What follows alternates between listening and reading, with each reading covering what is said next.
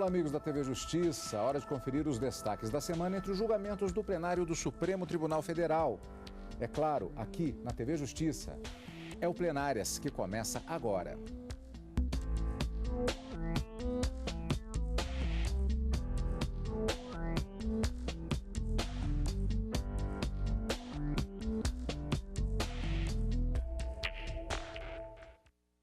Hoje, com os principais momentos das sessões dos dias 9 e 10 de novembro de 2016. Karina, uma semana em que tivemos o início de alguns julgamentos importantes, mas não a conclusão. Nós tivemos também aquela questão da definição da extradição de um argentino referente à questão da prescrição ou não de crimes contra a humanidade. E tivemos também uma homenagem ao ministro aposentado do Supremo Tribunal Federal, César Peluso. Exatamente, Cadu. Na quarta-feira, os ministros acabaram colocando um ponto final em dois julgamentos que já haviam sido iniciados agora nesse segundo semestre mesmo, em outubro. Um deles tratava-se da arguição de inconstitucionalidade sobre a possibilidade estabelecida por lei de protesto das certidões das dívidas ativas da União, estados, municípios, Distrito Federal e suas autarquias e fundações públicas. Havia uma arguição de que isso seria incompatível com a Constituição, que seria uma sanção política que acabaria penalizando os empresários, mas o Supremo acabou decidindo que não há qualquer inconstitucionalidade e que a lei é absolutamente compatível com o texto da Constituição e que não há qualquer prejuízo de direitos fundamentais com essa possibilidade de execução extrajudicial, vamos dizer assim, a forma do protesto dessas chamadas CDAs, Certidões das Dívidas Ativas dos Entes Federativos. E ainda na quarta-feira colocou-se também um ponto final, faltavam alguns poucos ministros proferirem o seu voto, ministra Carmen Lúcia, ministro Celso de Mello, numa extradição, como você disse, de um argentino que já havia iniciado o julgamento, já havia uma maioria formada pela não extradição em razão da ausência da dupla incriminação. A maioria dos ministros, que já havia se formado no julgamento anterior, já tinha se inclinado no sentido de que essa extradição não poderia ser levada a efeito porque os crimes praticados e pelos quais o Estado da Argentina buscava receber esse argentino que se encontra aqui no território nacional já estariam prescritos à luz do nosso direito penal, à luz do nosso ordenamento jurídico.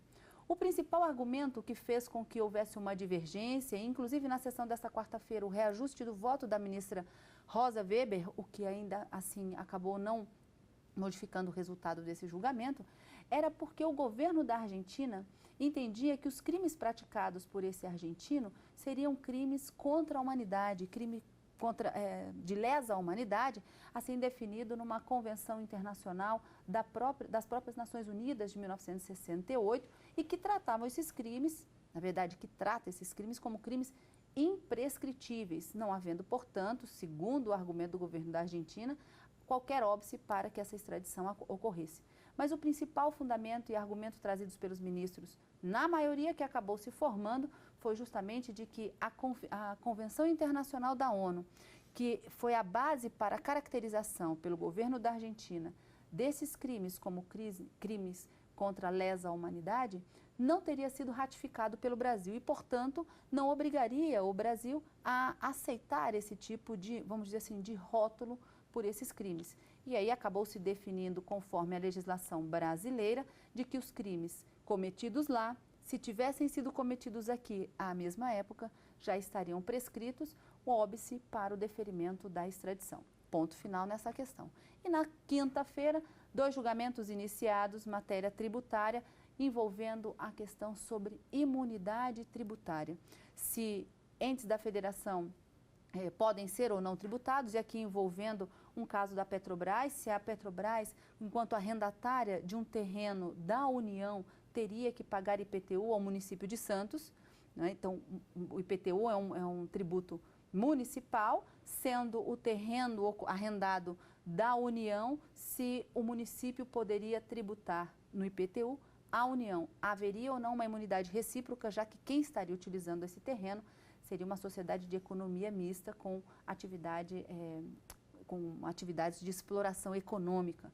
Esse foi um dos recursos extraordinários iniciados da relatoria do ministro Marco Aurélio. E um outro também havia uma discussão, também não foi finalizado, envolvendo a questão do Simples, micro e pequenas empresas que optam por essa forma simplificada de pagamento de tributos, se eles teriam também ou não direito a algumas imunidades tributárias.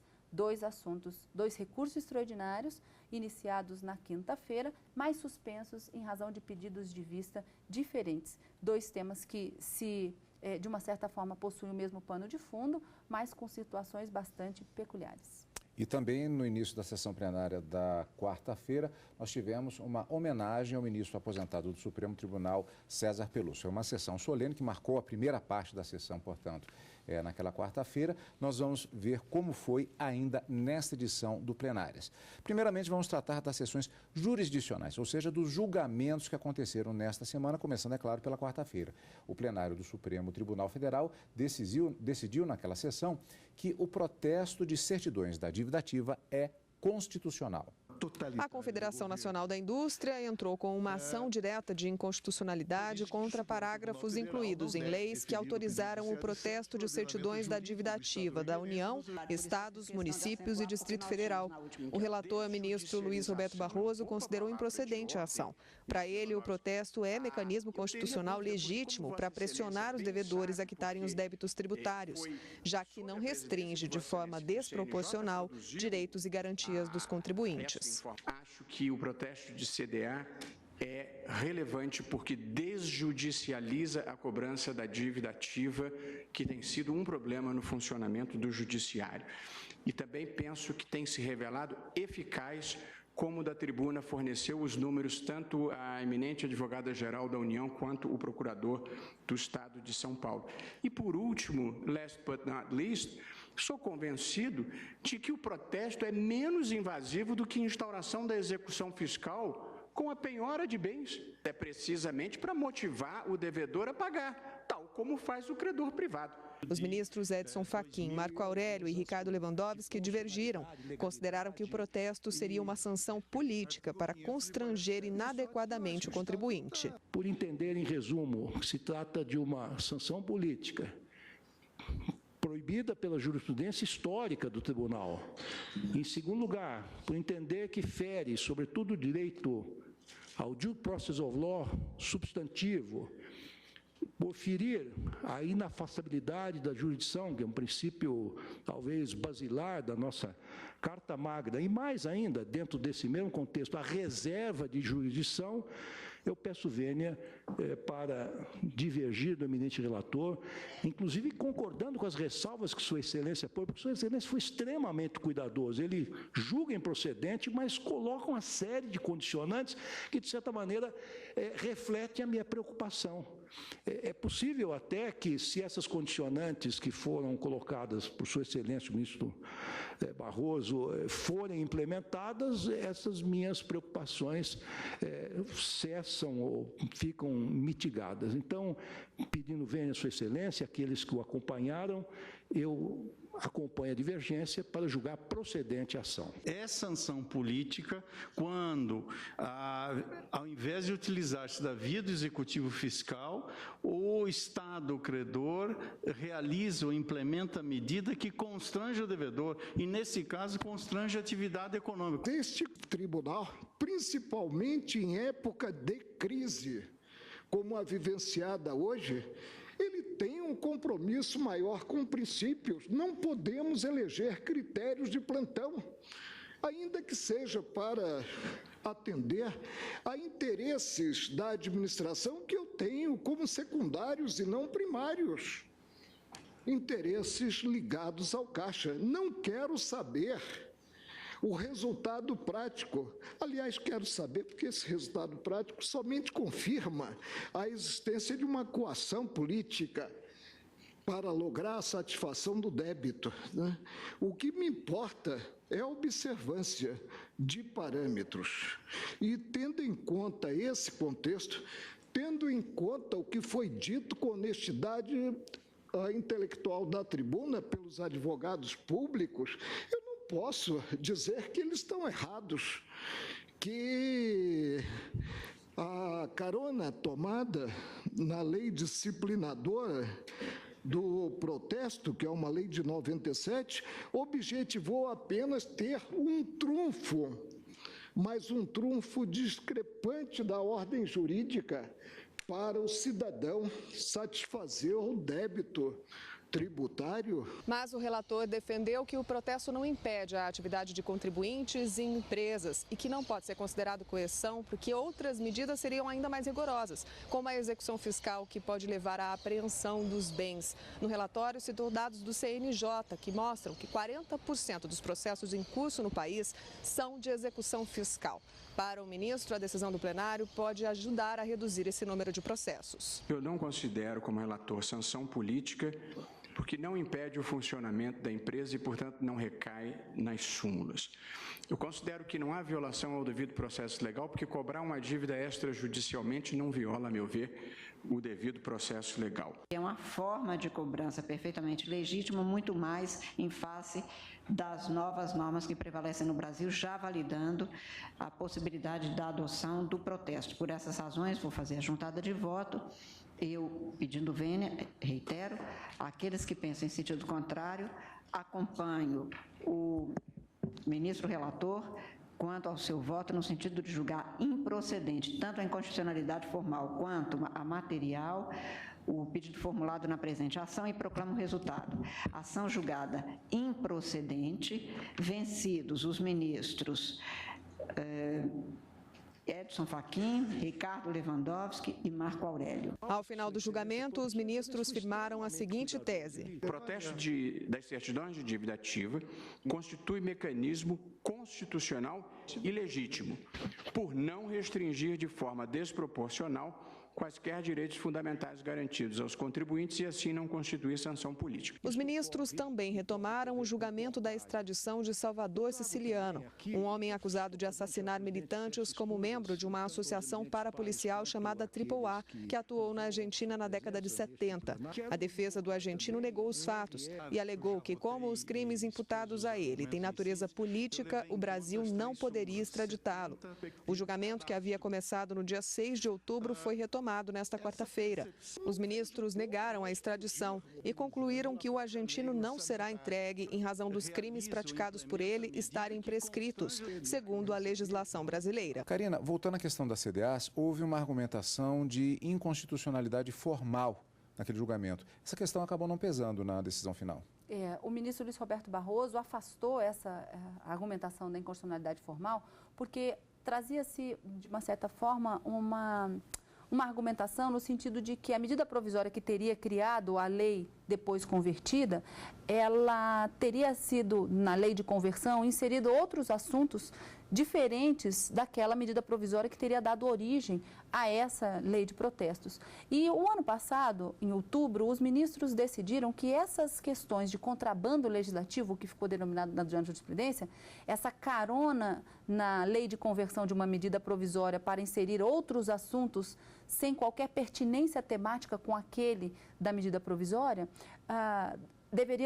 o resultado da decisão era de que haveria uma modulação de efeitos.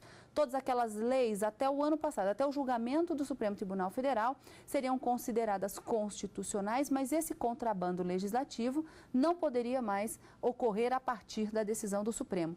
Como se trata aqui de uma lei de 1997, portanto, anterior a essa decisão do Supremo, ela estaria abarcada por força dessa decisão vinculante proferida no ano passado. Então, a inconstitucionalidade formal acabou, de uma certa forma, por unanimidade, sendo transcorrida assim, sem maiores discussões. Mas a inconstitucionalidade material, aí sim, sobre a legitimidade desse protesto, é que acabou gerando as divergências no plenário e prevalecendo o voto do ministro Luiz Roberto Barroso, para quem é absolutamente proporcional e compatível com a Constituição essa possibilidade de cobrança extrajudicial das dívidas ativas dos entes federativos. Apesar da minoria que se formou entender que essa forma unilateral da administração cobrar os seus débitos é uma forma constrangedora para o devedor e que também haveria uma violação do princípio do devido processo legal e também do direito de ampla defesa do contribuinte. Não foi a tese que prevaleceu, é possível o protesto, ele é proporcional, possibilita uma forma mais rápida e célere para se buscar a satisfação desses débitos tributários e evita a judicialização dessas cobranças, que, como a gente viu na reportagem e o próprio CNJ já disse, é o responsável por pelo menos 40% das ações na busca da cobrança desses créditos. Karina, esses foram os destaques da sessão jurisdicional da quarta-feira, na qual também aconteceu a sessão solene de homenagem ao ministro aposentado do Supremo Tribunal Federal, César Peluso. Nós vamos ver como foi ainda nesta edição, no próximo bloco do Plenárias. E também vamos ver no próximo bloco Direito Tributário, que foi o destaque da sessão jurisdicional desta quinta-feira. Daqui a pouquinho, depois do intervalo.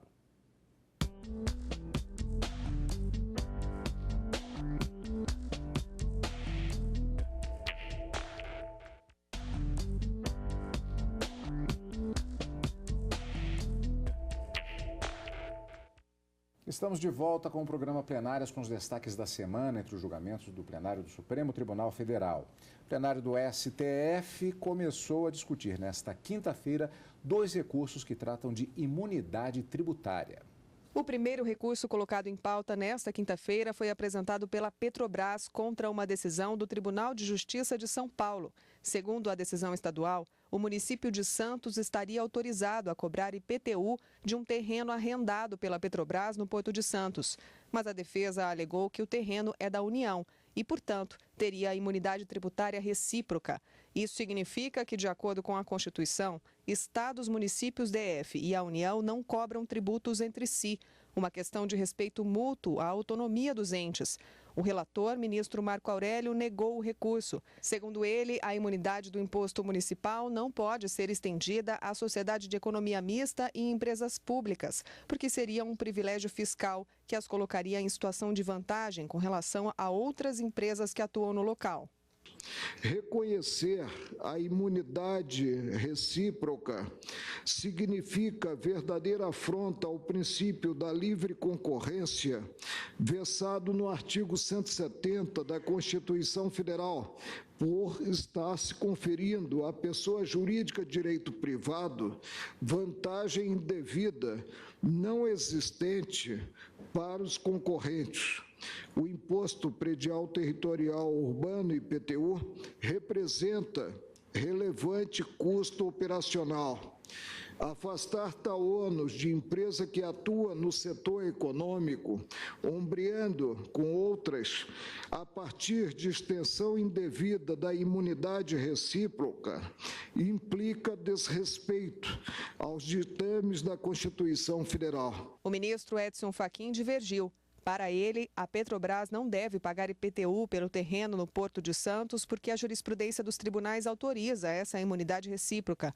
O ministro propôs uma tese. Sociedade de economia mista arrendatária de bem público federal não pode ser eleita por força de lei municipal para figurar como parte passiva de obrigação tributária referente ao IPTU. A discussão foi suspensa por um pedido de vista do ministro Luiz Roberto Barroso. Em outro julgamento iniciado pelos ministros, o plenário analisou um recurso de uma empresa contra uma decisão do TRF da 4ª Região. Após aderir ao Simples, essa empresa perdeu alguns incentivos fiscais que tinha como exportadora. O que estava em debate era saber se as micro e pequenas empresas que exportam seus produtos perdem a imunidade de tributos e contribuições por terem aderido ao regime simplificado. Pretende a empresa recorrente ver reconhecido o direito à imunidade sobre as receitas decorrentes de exportação, afastando a incidência dos seguintes tributos: COFINS, PIS, CSLL, que é a Contribuição Social sobre o Lucro Líquido, Contribuição Previdenciária Patronal e o IPI. E, ao mesmo tempo, beneficiar-se do regime do Simples. Isto é, pretende a empresa gozar de 2 benefícios fiscais de forma concomitante. Isso seria possível? O relator, ministro Marco Aurélio, votou pelo provimento do recurso apresentado pela empresa. Os institutos imunidade e simples são diversos, não se mesclam, não são passíveis de compensação. Seria dar com uma das mãos, tirar com a outra e tirar justamente o que é assegurado como garantia pelo texto constitucional. O ministro Edson Fachin votou pelo parcial provimento. Em relação a duas incidências, parece-me existir interpretação nesta Corte, por outras razões, mas que em tese pode se projetar aqui, para afastar a CSLL, ou seja, a contribuição sobre o lucro líquido, e também a incidência sobre a folha, ou seja, sobre os salários. O debate foi suspenso porque o ministro Luiz Fux pediu vista para analisar melhor a questão. E esses julgamentos você vai acompanhar ao vivo, direto do plenário, quando eles acontecerem, na apresentação dos respectivos votos vista, e teremos também destaque dos julgamentos aqui no programa Plenárias. Vamos voltar para a sessão da quarta-feira. O plenário do Supremo Tribunal Federal homenageou o ministro César Peluso, aposentado em 2012. O decano, ministro Celso de Mello, lembrou em discurso momentos marcantes da trajetória de Peluso, que atuou no Supremo por quase uma década. A cerimônia contou com a presença do ministro aposentado César Peluso. Ele foi nomeado para o cargo no Supremo Tribunal Federal em 2003, onde permaneceu por quase 10 anos, até 2012, quando foi homologada a aposentadoria. Durante os 2 últimos anos, presidiu o STF.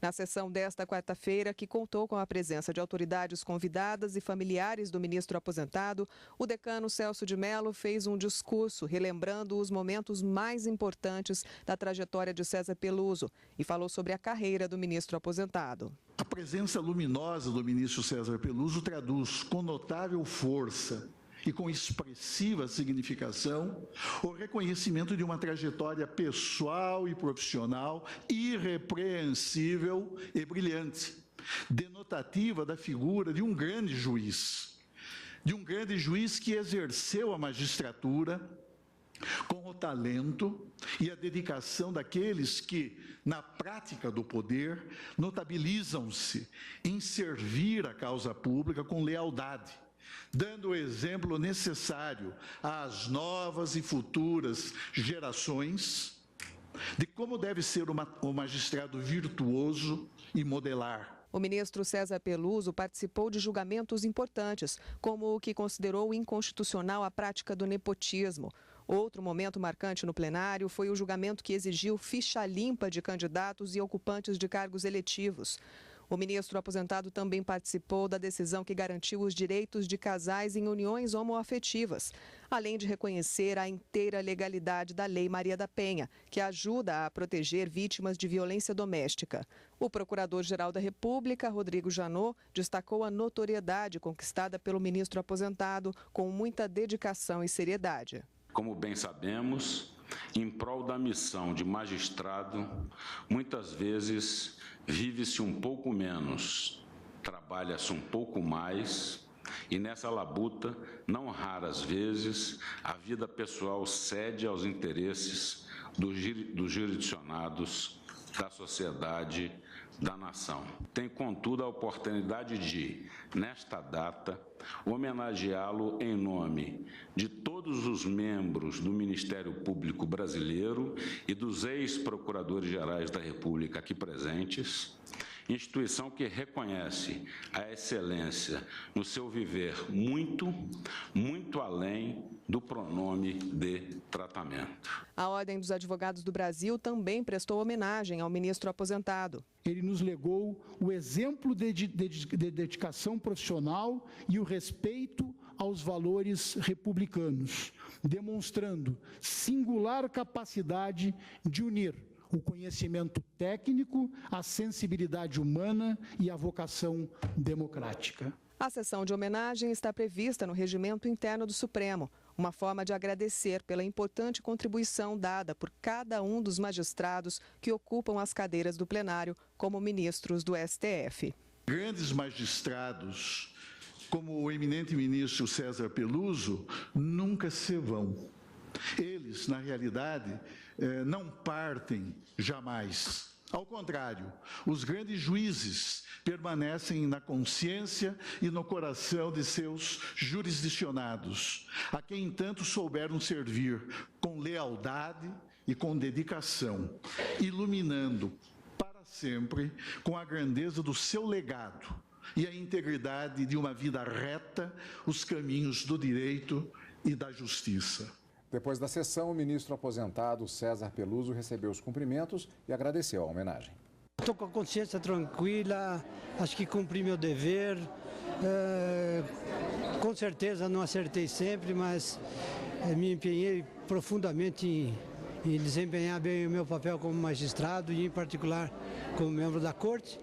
E essa tradição, como eu penso, ela não apenas homenageia os ministros aposentados, mas ela também serve de estímulo aos ministros que estão na ativa hoje, estimulando-os a suportar essa carga pesada, embora muito honrosa, de enfrentar essas grandes questões que dizem respeito ao povo brasileiro, à vida democrática, enfim, e em particular a vida de cada cidadão. Estes foram os destaques da semana no plenário do Supremo Tribunal Federal. Encontro marcado na próxima semana, Karina. A próxima semana, na quarta e na quinta-feira, ao vivo, no Direto do Plenário, e no final de semana com plenárias. Como sempre, agradecemos a sua companhia, obrigado por estar conosco e continue aqui na TV Justiça.